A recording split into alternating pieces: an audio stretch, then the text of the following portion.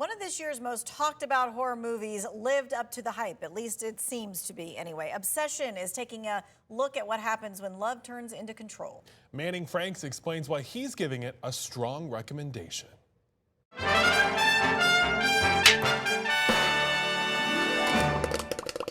I finally saw Obsession. I know it's been a long time coming.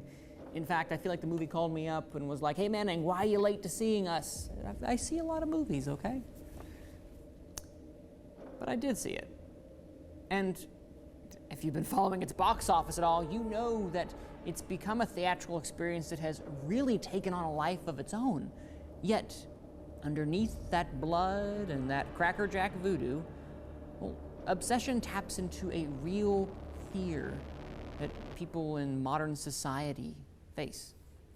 What happens when one's perceived love is someone else's literal prison? I only get one wish. I wish Nikki Freeman loved me more than anyone in the entire world.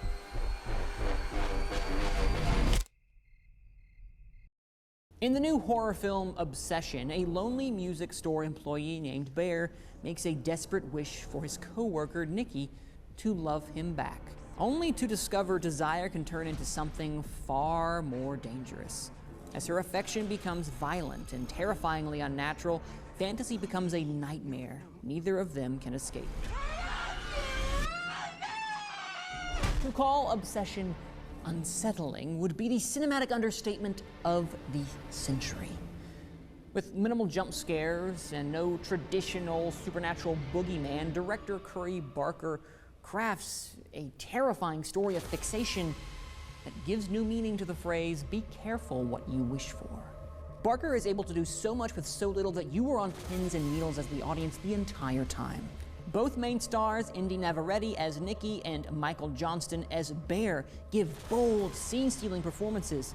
Navarrete, in particular, grabs the audience by the hair and demands your attention, cementing herself as one of horror cinema's most exciting scream queens. No.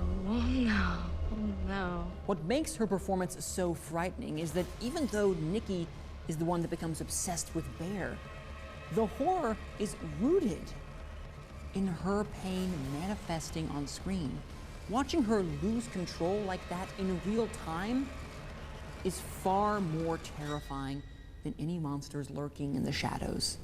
That is where Obsession becomes its most disturbing. Beneath the film's small cast and simple execution lies the deeply uncomfortable conversation of love versus ownership. And in the process of being with her, he steals her agency and her choice, thereby turning a friend into an object of his own insecurity.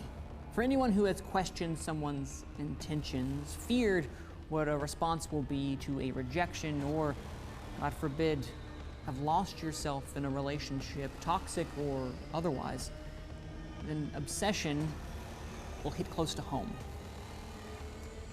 And yes, it still may be small in scope, but these themes, they are deep, they are dark, and unfortunately, they're timely. I'm giving Obsession a 2 approved. You can see it in theaters or rent it digitally.